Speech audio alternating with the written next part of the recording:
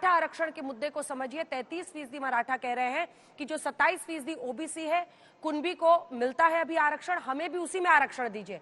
जाहिर तौर पर ओबीसी वर्सेस मराठा एक ये मुद्दा बना। ओबीसी कहते हैं हमारे में से क्यों, आप अलग से दीजिए, और जब अलग से देते हैं तो 50% के कट ऑफ को लेकर मामला कोर्ट में पहुंच जाता है। बहुत सारे मुद्दे हैं, इन सब पर चर्चा करेंगे।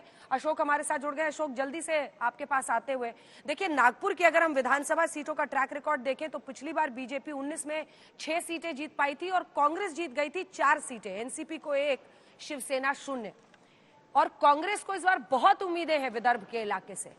नागपुर जहां मौजूद है, गढ़ है गडकरी साहब का और फडणवीस का, क्या तस्वीर दिख रही है और वोटर्स में कैसा उत्साह?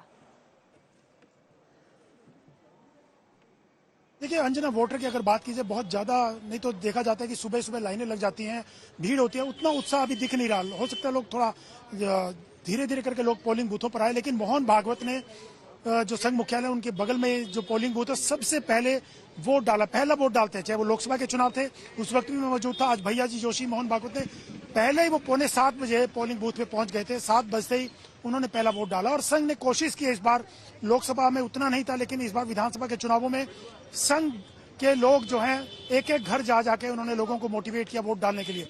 लेकिन जहां तक बात है नागपुर की, विदर्भ के इलाके में अगर देखा जाए, 2014 के बाद से बीजेपी का ग्राफ गिरता रहा है। 44 में अगर 62 सीटों में से 44 सीटें बीजेपी जीती थी 2014 में, लेकिन 2019 में घट के 28 हो गई थी। और उस पर लोकसभा का परफॉर्मेंस भी अच्छा नहीं था। 2024 में बहुत बुरी स्थिति थी बीजेपी की, 2 सीटें बीजेपी जीत पाई थी, लेकिन एक उनके सहयोगी को मिली थी 10 सीटों में से।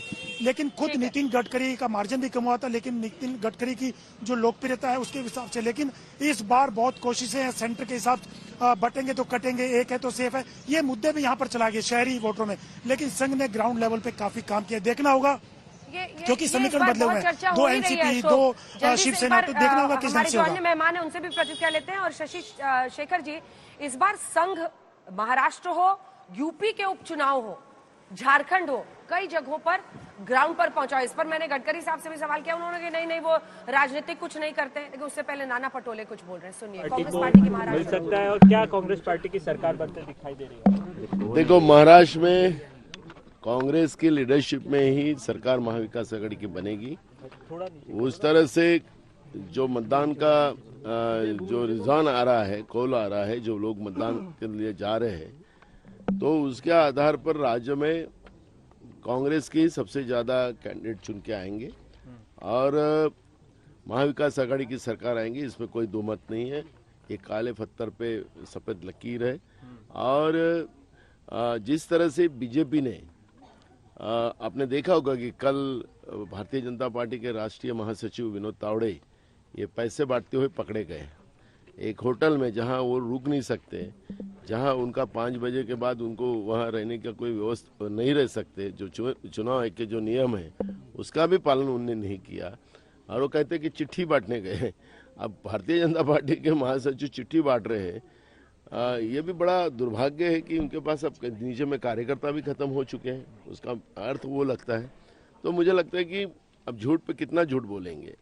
और वो देवेंद्र फडणवीस के पीए रहे वाले वानखेड़े, जो आरवी विधानसभा से वर्धा से खड़े हैं, उनके गोदाम में दारू की बोतल मिली। वर्धा ये दारूबंदी का डिस्ट्रिक्ट है, तो दारू और पैसा बांटकर ये नोट का जिहाद करना चाहते हैं क्या वोट मांगने के लिए?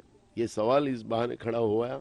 और मुझे लगता है कि बीजेपी जो संवैधानिक व्यवस्था को नहीं मानती, जो बार बार हम कह रहे थे कि किसी ने किसको वोट करना वो उनका अधिकार है, उसको ये वोट जिहाद बोलते हैं।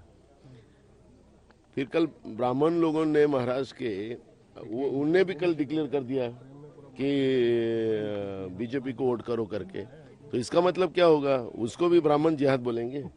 क्या बोलेंगे? क्या चल रहा है क्या महाराष्ट्र में?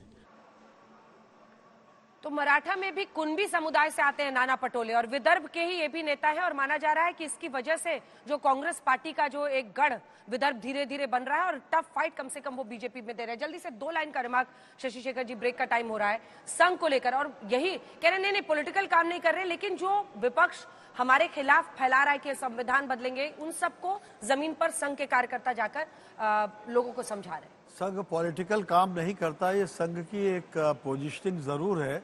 लेकिन पॉलिटिक्स को संचालित जरूर करता है, इसमें कहीं कोई दो राय नहीं। और थोड़ा सा पिछले लोकसभा चुनाव में ऐसा लगा था कि वो पीछे हटे हैं, लेकिन उसके बाद के चुनावों में उन्होंने लगातार, चाहे वो हरियाणा हो चाहे ये चुनाव हो, संघ के कार्यकर्ता मुझे सक्रिय होते हर जगह दिखाई पड़े। और संघ कहीं न कहीं भारतीय जनता पार्टी में अपनी भूमिका से को और दमदार तरीके से अंदरूनी तौर पर भी प्रस्तुत करना चाहता है, ऐसा मुझे प्रतीत होता है। ठीक है।